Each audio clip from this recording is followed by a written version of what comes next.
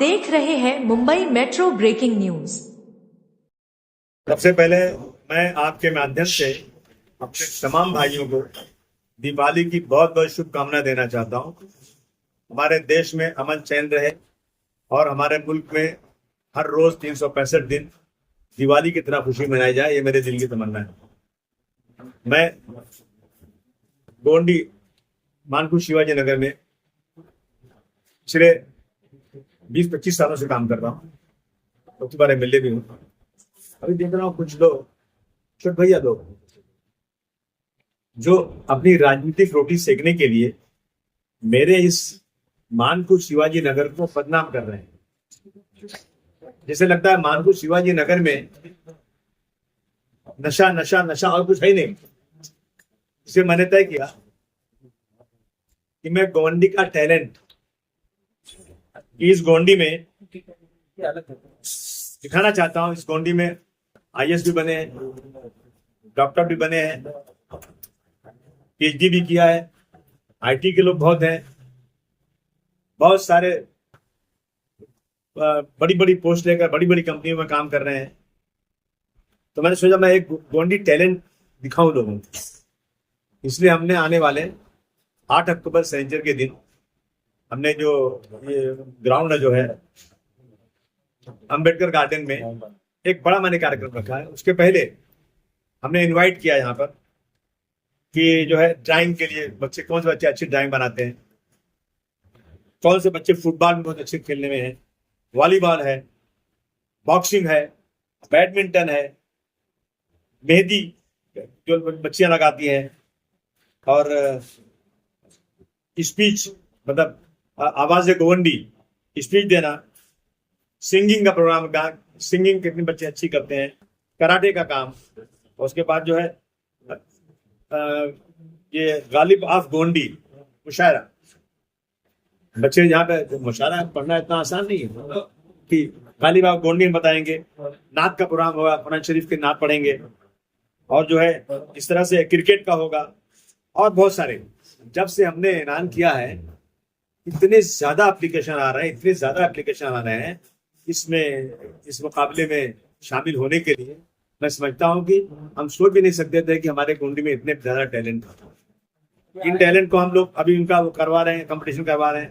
रोजाना गोंडी में चल रहा है, इन्हें कंपटीशन हो रहा है। उसमें जो लोग फर्स्ट आएंगे वो हम 8 तारीख को 7 बजे के बाद बहुत अच्छे से गेस्ट को बुलाएंगे, उनके नाम हम बाद में अनाउंस करेंगे, बुलाएंगे, उनके हाथों से उनको अप्रिशिएट करेंगे और उनको सर्टिफिकेट देंगे। उनको बताएंगे कि हमारे गोंडी के टैलेंट ये हैं, ताकि जो लोग राजनीतिक रोटियां सेकने के लिए हमारे गोंडी को बदनाम करते हैं, उनका कम से कम उनको लगे कि हाँ गोंडी जो है ना सिर्फ नशे वाला नहीं है, बल्कि गोंडी में बहुत बड़े बड़े टैलेंट बैठे हुए हैं। ये हमारा काम, ये हम करने जा रहे हैं। सर, ये जो टैलेंट शो आप जो गोंडी में कर रहे हैं, इसमें लगभग कितने बच्चे लोगों ने अभी तक भाग लिया?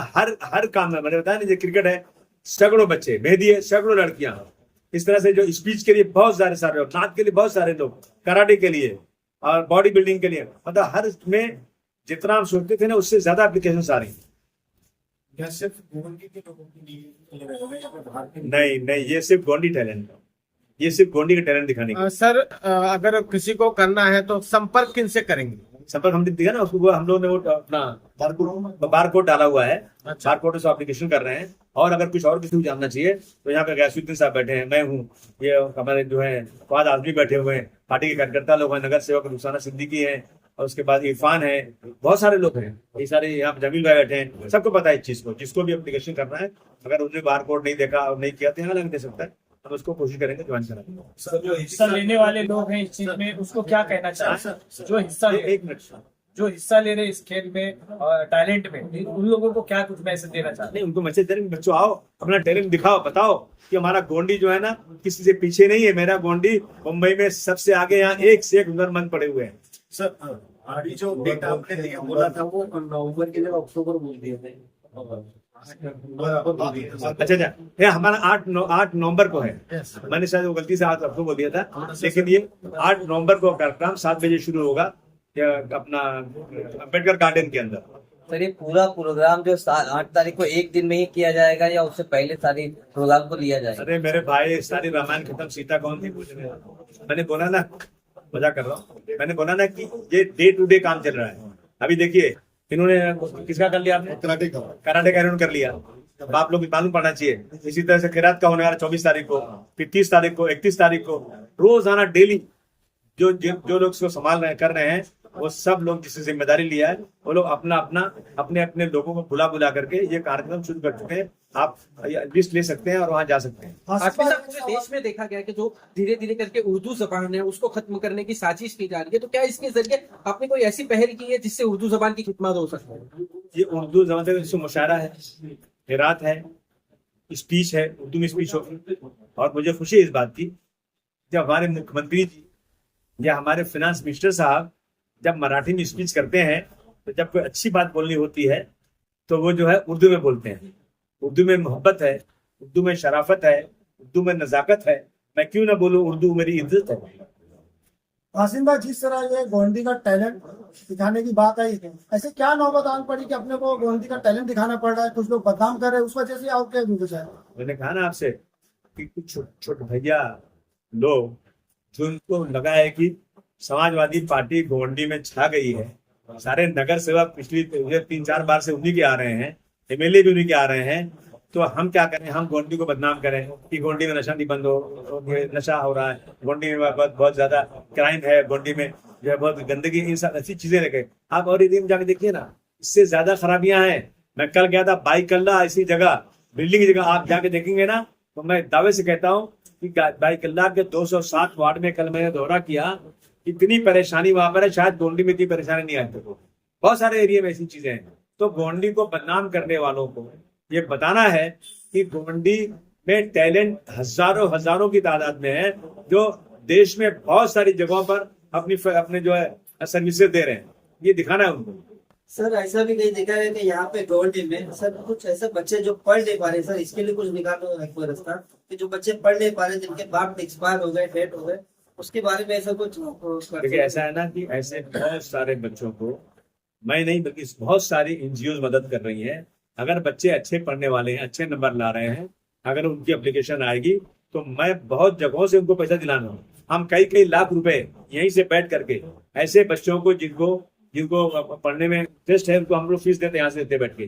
बहुत सारे जिनको खाने को नहीं ना, कई 100 लोगों को राशन देते हैं, लेकिन इन चीजों को पब्लिसिटी नहीं करना चाहिए। इससे अच्छा नहीं लगता है कि आप छोटा सा काम कर। हम वो लोग हैं जो दाहिने हाथ से करो, बाएं हाथ को नहीं मालूम पड़ना चाहिए। अब आप देखिए, अगर आप देखना ही है तो आप हर 11 तारीख को आ जाइए मेरे वहाँ पे, मेरे जो मेडिकल पे, जैसे हम लोग क्या क्या बांटते हैं वहाँ पर। लेकिन नहीं करना चाहिए, क्योंकि लेने वाले को लगता है ना ये लोग हमको दे रहे हैं, हमारा इश्तेहार कर रहे हैं। ये तो देखिए सबका काम है कि जब जो आदमी समाज में निचले स्तर पे है, जिसकी जरूरतें हैं, उसको कहीं ना कहीं से मदद करना चाहिए। एक आदमी नहीं कर सकता, हर आदमी को कुछ न कुछ अपनी तरफ से उसको आगे बढ़ाना चाहिए। सर, गोवंडी में जो है शिक्षा की बहुत जरूरी है, तो उस तरह से आप एक आमदार है तो एक कॉलेज बनवाने की कोशिश आप करेंगे? मैं इस तरह से, अगर मुझे आप बता दें कि एक आमदार कॉलेज बना सकता है कैसे, मैं आज करोड़ों रुपया मेरे जेब का लगाकर करने को तैयार हूँ।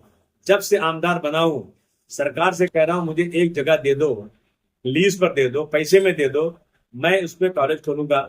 जब जो मेरे पास अभी जगह है वो अपनी मेडिकल सेंटर, उसमें मैंने कॉलेज खोल दिया था और शुरुआत कर दी थी। 1 साल तक मैं हर महीने 7 लाख रुपए अपने जेब से खर्च करके टीचरों को सबको तनख्वाह देता था, किससे मैं 1 रुपया देता नहीं था। और ये था कि मेरा कॉलेज रिकॉग्नाइज हो जाएगा। मैं एमएलए था, मुझे गर्व था इस बात का कि मैं जब एजुकेशन डिपार्टमेंट जाऊंगा तो मुझे परमिशन मिल जाएगा। लेकिन लास्ट में क्या हुआ, सब कुछ होता रहा, सारा कॉलेज चलता रहा। उसके बाद लास्ट में जब वीसी की टीम आई यहाँ पर, उन्होंने कहा कि आपकी जो जगह मिली है ना, ये सिर्फ 3 साल की लीज पर है, जब तक 5 साल लीज नहीं होगी हम आपको परमिशन नहीं देंगे, आप स्कूल नहीं चला सकते, आपका स्कूल इलीगल होगा, गैर कानूनी होगा।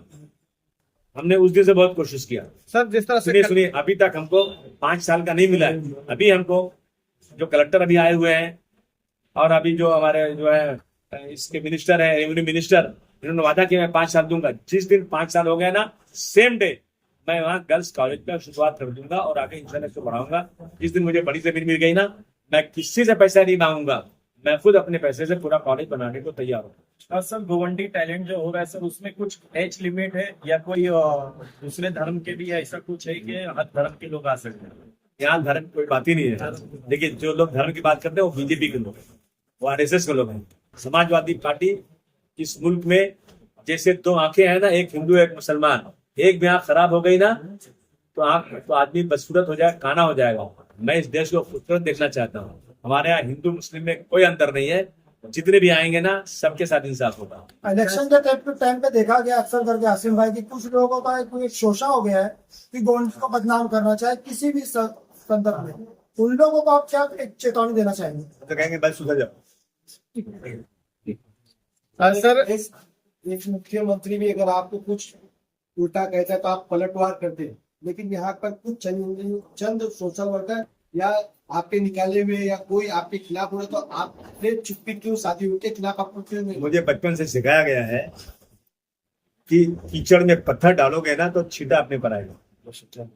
और ये भी सिखाया गया है जब हाथी चलती है ना तो चारों तरफ से कुत्ते भूखते हैं, हाथी मस्त होकर चलता रहता है। मैं वही हाथी हूँ। सर इलेक्शन सुनिए, पलटवार होगा तो ये कुत्तों का इंजेक्शन कब लगाया जाएगा? जनता देगी उसका जवाब, पलटवार जो है ना इलेक्शन में होगा। जनता देगी। जो लोग आज तक अबू आसिम के आगे पीछे रह करके उनका धन्यवाद, उनका शुक्रिया अदा करते चिल्लाते थे, उनकी जबानें खिंच जाती थी, वो एक बैग कह रहे कि अबू आसिम ने कुछ काम ही नहीं किया। कल तक तो तुम ये कह रहे थे। वैसे लोग क्या बोलते हैं, दोगला, दो जबान वाला। और मैं ऐसे लोगों के का जवाब देता नहीं ना। मैंने मेरे तमाम कार्यकर्ताओं को मना किया है, नाम भी मत लेना। अगर तुमने नाम ले लिया तो बड़े आदमी बन जाएंगे। वो चाहते हैं हम उनका नाम नहीं, हम जानते नहीं कौन लोग हैं, बोल नहीं दीजिए। सर इलेक्शन आ रहा है नजदीक बीएमसी का, तो समाजवादी पार्टी जो है अकेले लड़ने वाली का किसी से आप अलायंस करने वाले? 101% अकेले लड़ेंगे, किसी के साथ अलायंस नहीं करेंगे। समाजवादी पार्टी पूरी ताकत से अकेले लड़ेगी। जो बिहार में कांग्रेस ने किया है ना, ये बहुत गलत किया है। इससे पूरे देश में एक गलत मैसेज जा रहा है। पूरा इंडिया अलायंस को ये तोड़ देना चाहते हैं। कांग्रेस की लीडरशिप यहाँ ही नहीं है, किसके साथ जाएंगे हम लोग? हमेशा हमने यही किया है कि बीजेपी के मुकाबले में कांग्रेस को साथ दिया। ये कांग्रेस यहाँ खत्म होती जा रही है। कांग्रेस चाहती है कि आओ हमको दो, हमसे कुछ लो मत। तो इसलिए हमने तय किया है और हमने अपने राष्ट्रीय अध्यक्ष जी से अभी हम ऊपर बात कर रहे थे, आपके पास आने के पहले उनसे बात कर रहे थे। उन्होंने कहा कि जो आपको महाराष्ट्र में सही लगे आप कदम उठाइए, हमारी तरफ से पूरा परमिशन है। आरबी साहब, आप शिवसेना के साथ में सरकार में रहे, वहीं इस बार जो है एक अनोखी पहल देखी गई है जहां दो भाई एक साथ आ रहे हैं, राज ठाकरे और उद्धव ठाकरे। अगर वहां से आपको निमंत्रण किया जाता है अलायंस के लिए, तो क्या आप उनके साथ जाने के लिए खुले हैं? किया गया निमंत्रण, आइए, लेकिन हम नहीं जाएंगे। सर 227 वार्ड में से कितने वार्ड जो है समाजवादी पार्टी पर अपने कैंडिडेट खड़ा करने वाले? हम तो चाहते हैं कि 227 में पूरा हमको उम्मीदवार मिल जाए, पूरा खड़ा बात हो रही है, पे सवाल करें। और सपना देखना है बड़ा। गांधी जी ने कहा था सपना बड़ा देखो, छोटा मत देखो। मैं समाजवादी पार्टी का मेयर बनाना चाहता हूं। अगर मुझे 227 में अच्छे उम्मीदवार मिलेंगे, लोग मुझे वोट देंगे, तो मैं वहां खड़ा करूंगा। नहीं तो जहां जहां अच्छे उम्मीदवार होंगे हर जगह खड़ा करूंगा। हमारा आखिरी सवाल हासिम जी, गोंडी टैलेंट में आप एक जनता को क्या संदेश दें? गोंडी में टैलेंट जितना है उतना कहीं नहीं है। सर ये जो गोवंडी टैलेंट शो है, इसमें किस तरह से पुरस्कार कितना लगभग तय किया है? हम उसको छुपा के रखे कि नशा सिर्फ गोंडी में नहीं है। नशे के लिए पूरे बंबई में कोहराम मचा हुआ है। जब मैं असेंबली में खड़ा होकर बोलता हूं तो 50 MLA खड़े हो जाते हैं कि मेरे लिए। सरकार अभी थोड़ा सा सीरियस भी है। हमारे जो समीर शेख साहब आए हैं उनसे हमारी बातें हुई कई बार, इसीलिए तो सब परेशान है ना। ये नशे वाले का अब क्या होगा? मेरा मदद कर रहा है भाई का बेटा जो शोले में कालिए का हुआ था।